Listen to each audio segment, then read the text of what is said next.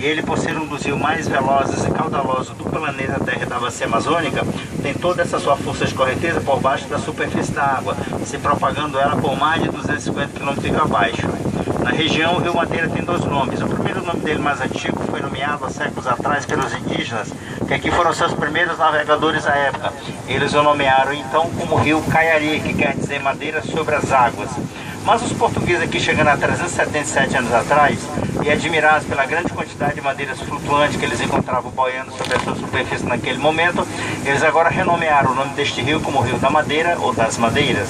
Guajará-Mirim, na fronteira com a Bolívia, estão distantes de nós, rio acima, 400 km de distância. Manaus, Amazonas, 1.056 km rio abaixo. São necessários 4 dias de viagem de Porto Velho a Manaus, dia e noite, no retorno de 6 a 7 dias.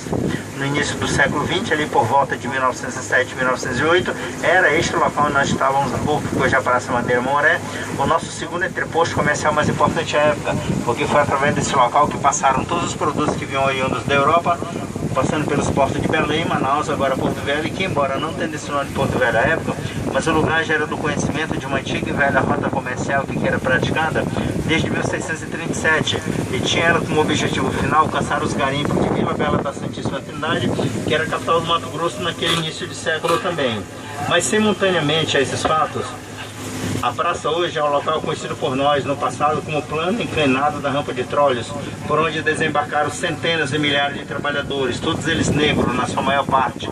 52 nações diferentes entre si estiveram aqui no passado, que deixando seus planos e projetos de vida, famílias, amigos, lares, países da esperança, se lançaram nesta nossa região Amazônia época com bravura, honra, determinação e coragem, para muitos deles aqui na região abrirem mão da própria vida física e nos permitir que nesta bela tarde de sábado de 2014 do século XXI pudéssemos estar apreciando todo aquele grande feito que eles conseguiram realizar há 107 anos atrás, que foi a retomada de construção do complexo rodoviário Estrada de Ferro Madeira e Mamoré, com 366 km, 485 metros de extensão, ligando Porto Velho a Guajará-Mirim, em frente a Guajará-Mirim, que é o país da Bolívia, a margem esquerda do Rio Madeira, 400 km rio acima.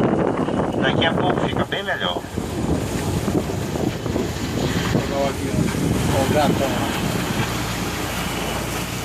Aqui por baixo das árvores podemos ver ainda ao fundo um telhado diferente. Parece um prédio oriental. Ali é a estação principal de passageiros da Madeira Mamoré, cujas telhas de barro e todo o seu material de construção vieram de Lisboa, Portugal, já a partir de 1907 e 8, porque à época tudo era importado da Europa aqui na região. Mas à frente das árvores, depois veremos um prédio com 4 relógios na torre, norte, sul, leste e oeste, que foram ali no passado o prédio da administração e das primeiras diretorias da Madeira Mamoré em nossa cidade. Esse espaço vazio em frente ao prédio do relógio é o início da nossa avenida principal, a 7 de setembro, ali por volta de 1914, em cuja cabeceira foi erguido, aqui na beira do rio, nosso primeiro caso, o Trapiche, aqueles galpão cor de vinho, mais revitalizados recentemente. No passado eles representavam a rotunda, que é uma espécie de garagem, bem como as oficinas de reparo e manutenções das locomotivas movidas a vapor da Madeira Mamoré em Porto Velho.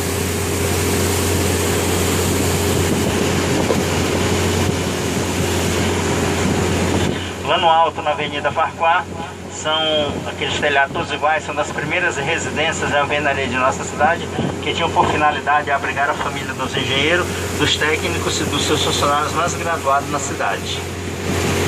Embaixo daquelas primeiras árvores no barranco podemos encontrar ainda a fornalha e a caldeira do que foi a primeira fábrica de gelo movida a vapor da Madeira Mamoré em Porto Velho, ali por volta do ano de 1910, porque à época tudo era importado da Europa aqui na região.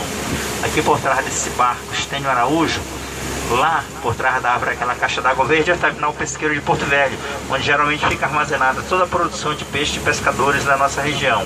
O prédio branco novo de teto amarelo e azul é a hidroviária municipal de Porto Velho.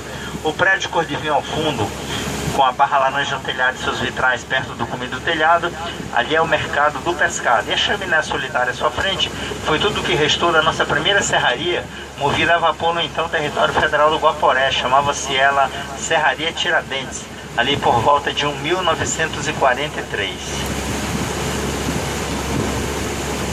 É nesse tipo de embarcações aqui ao lado que viajam nos rios da Amazônia. Este aqui é específico, é só para Manaus. Ele sai hoje, até o fim do dia. O FB Moreira II. Ó, estão levando banana para Manaus, ó. Embaixo só carga, no alto só passageiro. As redes é porque é um costume nordestino que foi muito bem assimilado para esse tipo de viagem nos rios da Amazônia. Um cargueiro. Ó, ele vem submerso. Por isso que se chama Rio Madeira.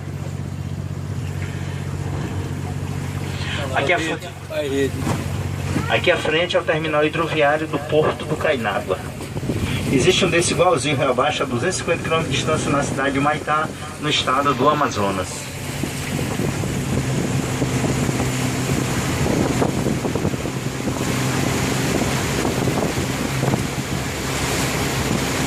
Aqui ao lado desse flutuante é uma colônia de pescadores, assim, um Tenente Santana, por onde chegam todos os peixes pescados em nossa região, no dia a dia, para atender a nossa população.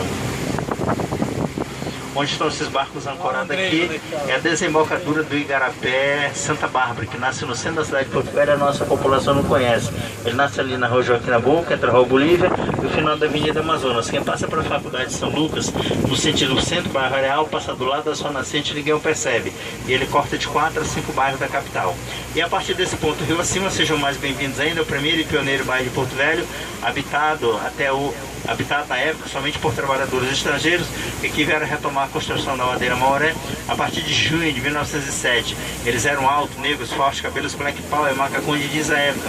E eram conhecidos na nossa região por dois nomes, de os importados, porque eram estrangeiros da nossa pátria, e também os barbadianos, porque eram originalmente oriundas de Barbados na América Central.